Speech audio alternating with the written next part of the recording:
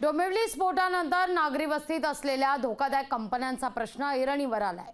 अहमदनगरच्या नवनागापूर या MIDC मध्ये फार्मास्युटिकल आणि केमिकल कंपन्या या नागरी वसाहतीत असल्याने नागरिकांमध्ये भीतीचं वातावरण आहे।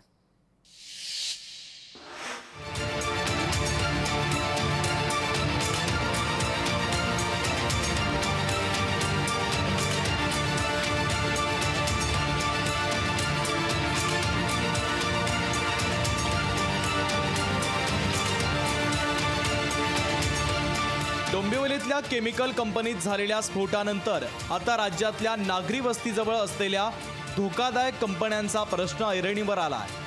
अहमदनगरच्या नवनागापूर MIDCत अनेक केमिकल कंपन्या आहेत। या कंपन्यांमधून वायुगळती किंवा स्फोट होण्याच्या भीतीनं गावकरी धास्तावले।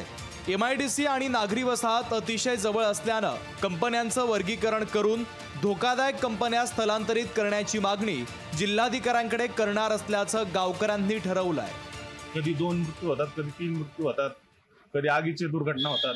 अशा अनेक दुर्घटना या ठिकाणी किरकोळ स्वरूपात होत आहेत। मी शासनाला हे विचारतो की घाटकोपरची घटना होण्याची वाट या ठिकाणी नवनागापूरमध्ये प्रशासन पाहणार आहे का, आणि या संदर्भात आम्ही सोमवारी आदरणीय जिल्हाधिकारी साहेब यांना सुद्धा निवेदन देणार आहोत। अहमदनगरच्या अग्निशमन दलाकडून MIDCतल्या कंपन्यांचं सेफ्टी ऑडिट केलं जात असल्याचं सांगण्यात आलंय। कंपन्यांमध्ये आगीसारखी कोणतीही दुर्घटना घडल्यास त्याचा सामना करण्यासाठी फायर ब्रिगेड सक्षम असल्याचंही त्यांनी सांगितलंय। आपल्या MIDC मध्ये या अग्निशमन केंद्रात MIDCची सुरक्षा म्हणून, उद्योजकांची सुरक्षा म्हणून एक फोम टेंडर, एक वॉटर टेंडर आणि एक रुग्णवाहिका असे 3 वाहन उपलब्ध आहेत। तसंच 15 लोकांचा स्टाफ या उद्योजकांच्या सेवेसाठी इथे उपलब्ध आहे। जेव्हा MIDC झाली तेव्हा नागरी वसाहत नवनागापूर पासून लांब होती। आता या परिसरात दाट नागरी वस्ती झाल्यानं जणू जिवंत बॉम्बस घेऊन इथले गावकरी दिवस काढतायत की काय अशीच परिस्थिती निर्माण झाली आहे।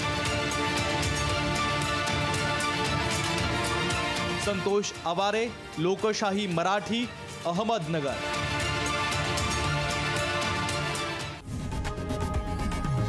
लोकशाही मराठी ऐका, पहा, जागरूक रहा।